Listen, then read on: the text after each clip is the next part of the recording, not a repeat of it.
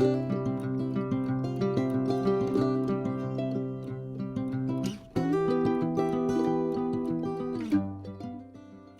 and welcome to The Bottom Line. I'm Pastor Paul Steele from Bethlehem Church in Austin, Minnesota.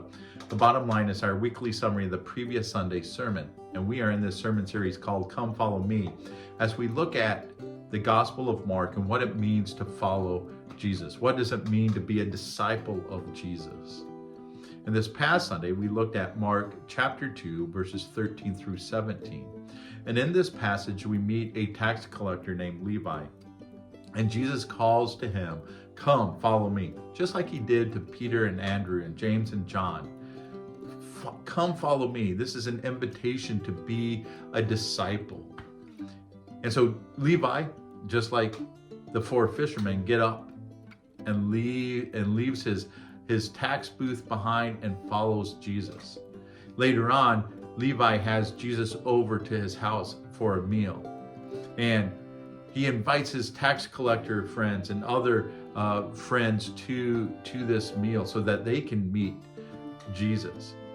And this is a big deal because to eat with somebody means that you associate with them, that you are friends with them.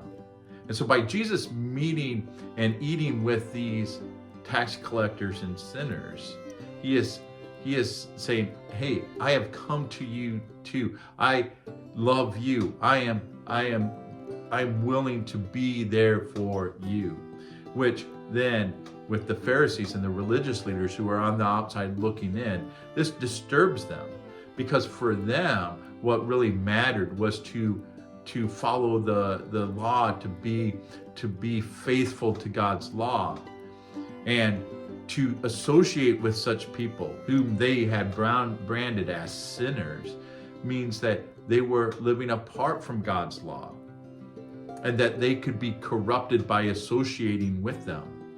And so they asked Jesus' disciples, "Why does Jesus eat with such scum?" And Jesus responds when the disciples tell him this. He tells his disciples, "Hey, the reason I came was not for the righteous, but for the unrighteous, for the sick who need a doctor, not the healthy."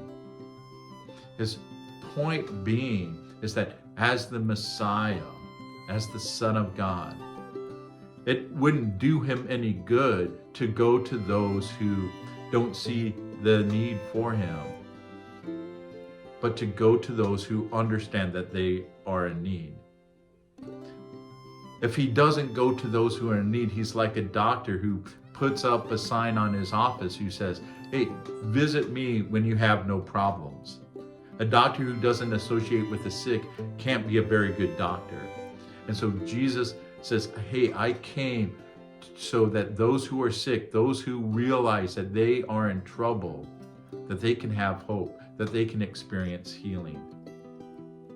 And so what we see here is that what Jesus is saying is that the gospel is for everyone.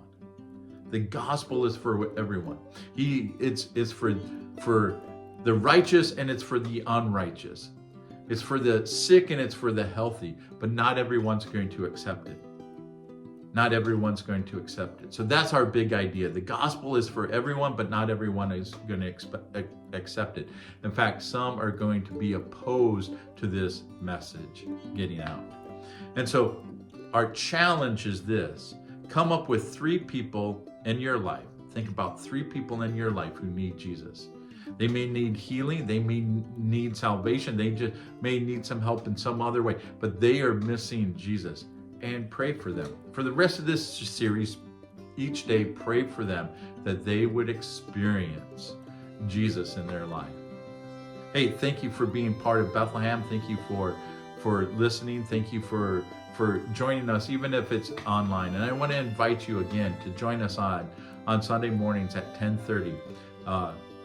Here in Austin, Minnesota, next to Bethlehem, or next to Ellis Middle School at 10:30, or online on Facebook, YouTube.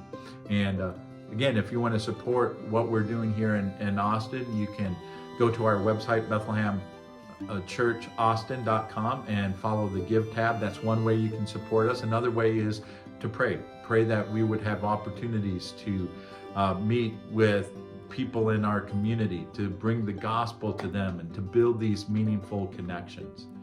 And if you have anything that you'd like me to be praying about, send me a note. I'd be glad to add you to my prayer list.